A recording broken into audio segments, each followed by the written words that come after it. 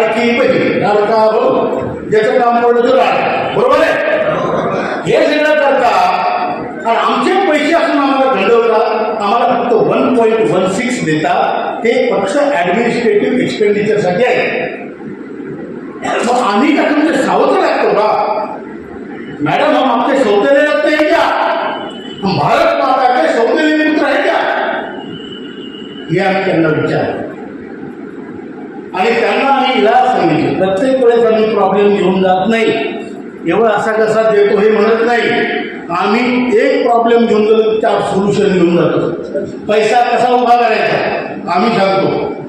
आम्ही निर्मलाजींना म्हटलं, हम बढ़ाते हैं पैसा, इसको दुनिया का विश्व का सबसे नंबर 1 फंड बनाएंगे. बोले आप क्या दे सकते हैं? हम, अरे हा फंड दिला तुम्ही, तुम्हाला कुणी दिला? हा पण दिला, बरोबर आहे का?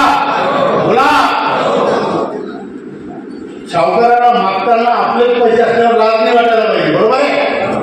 बरोबर आहे ना? ते आपण केलं, त्यांना सांगितलं, त्यांनी मान्य केलं. पहिले भारत सरकार काही द्यायला तयार नव्हती, आता त्यांनी म्हटलं हम आपको मदत करेल. फार मोठी गोष्ट झालेली आहे. आपण श्रममंत्री 4 बदलले, 4ही श्रम मंत्र्यांपुढे आम्ही कमीत कमी 50-60 वेळ भेटलो असतो, पॉवर पॉईंट प्रेझेंटेशन केले असेल. त्याच्यानंतर आपण पंतप्रधानांना 2 वेळ भेटलो, त्यांनी पूर्ण ऐकून घेतलं. त्यांनी सांगितलं, डॉक्टर जितेंद्र सिंह जी ये लिख लो, ये करना है.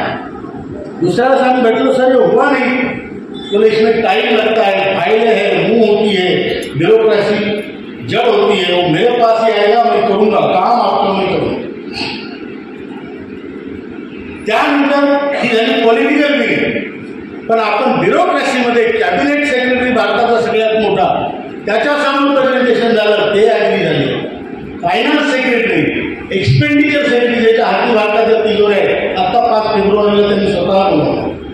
आणि आपण आवाज केला की बजेटमध्ये आमचं का काय नाही, बोललं कसं नाही आमच्याबद्दल.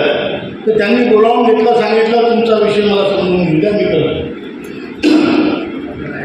प्रत्येक स्तरावर नॅशनल एज्युकेशन कमिटी, राष्ट्रीय संघर्ष समितीने आवाज उठवलेला आहे. आणि तिथे मला म्हणा का आपल्या नेते लोकांना म्हणा, का बोलवतात? कारण तुम्ही पाठीशी, नाही तर आम्हाला कोण ओळखतो, बरोबर आहे का? सामान्य माणसं आम्ही आमच्या बुलढाण्यात, तुम्ही तुमच्या अमरावतीत. पण हे एकत्र झाल्याशिवाय आपल्याला कोणी ओळखणार नाही, हे लक्षात ठेवा.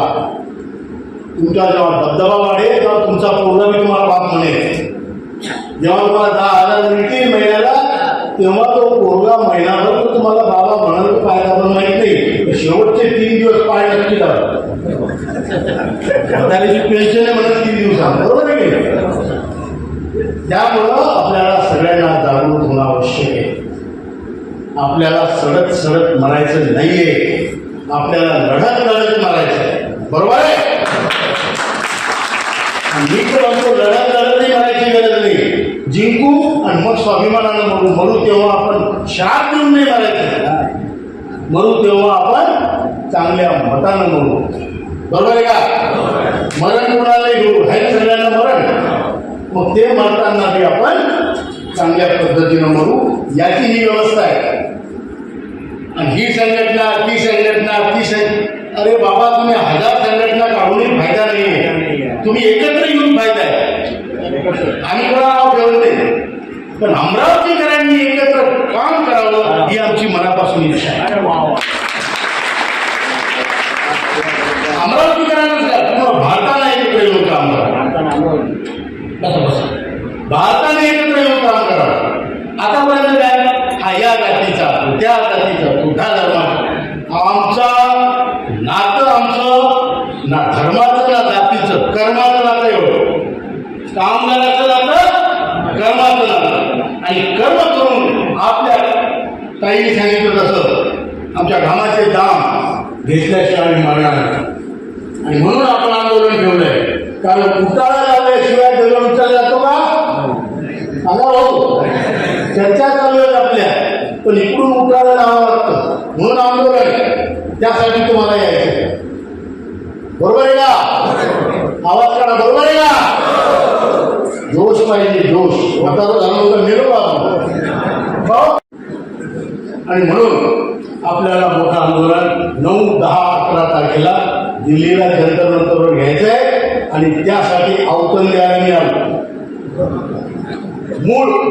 मुळं द्यायला बरोबर आहे का?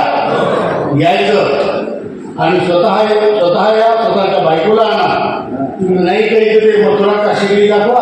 आता लोक काय मी कामच केले नाही पाहू द्या एवढंच बोलतो. आणि त्यासाठी 7,500 मागे त्याची आपली मागणी आहे.